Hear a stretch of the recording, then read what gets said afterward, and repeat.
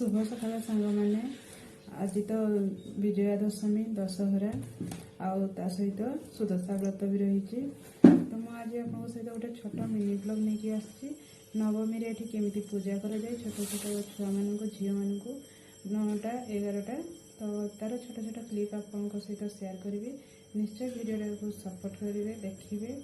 आमती लगे कमेंट करेंगे। ये देखूँ 9 जन छोट छोट कुनी झील मानक नि बयस हम 4 ରୁ 10-11 वर्ष ये पर्यंत निहब आमको प्रथम कौन करेंगे ना गोड़ धोईदेवे गोड़ धोई सारी कपड़ा पोछा हम तापर अलता लगेदेवे आ मुंडे जय माता दीर ये कपड़ा लगेबे तापर आरती करेंगे समस्त को आरती कराहब समस्त को आरती कर सारापर तापर मुंडे फूल देवे आ कपाटे चंदन टीपा चाउल ए सब देवे। देखंतु प्रथम मो झील को ये बंदापना कले तापर आउ गोटे झील को ता सांग को कले ये टीका देले सिंदूर टीका चंदन टीका चाउल फूल देवे यहीपरि सब छुआ को फूल चंदन टीका दे पूजा करेंगे। पूजा कर सारापर कौन करेंगे ना हाथ धोवाई देवे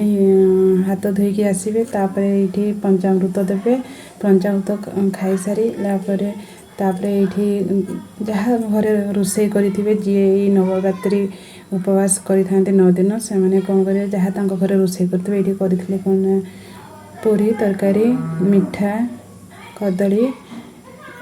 ये सब करते खीरी पूरी ये सब करते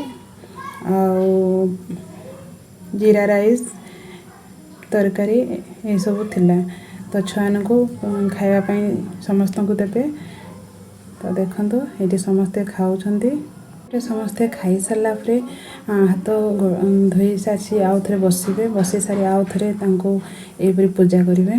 देखो बंदापना करेंगे बंदा कर सारापर तापर ये दक्षिणा देवे पैसा देवे प्लेट देवे थाली गिना ग्लास देवे आ गोटे गोटे कदली देवे आ पैसा देवे यहीपरि